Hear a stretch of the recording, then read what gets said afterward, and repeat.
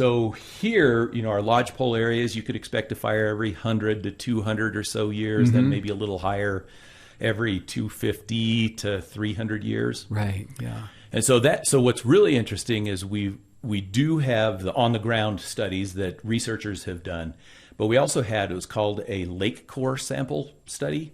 So the one I'm talking about is at Bear Lake. They've done some others since then, but they went out in the winter out onto the ice at Bear Lake. They drilled a hole, and you know how you stick a straw in like soda and pull it out. They did the same kind of thing with the lake core.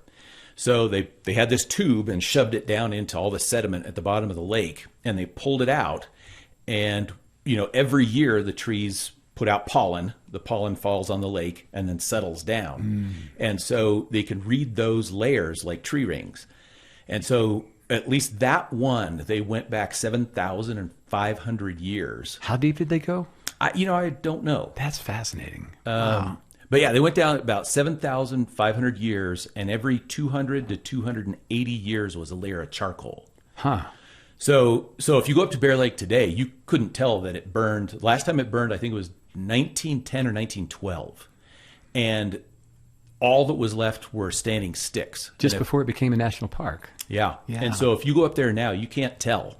Right. Right along the lake shore, there were some big, I'm not sure if they were spruce trees, but they survived that fire. And if you know what you're looking for, you can kind of see the big trees versus all the smaller trees that are only 100 years old on the hillside.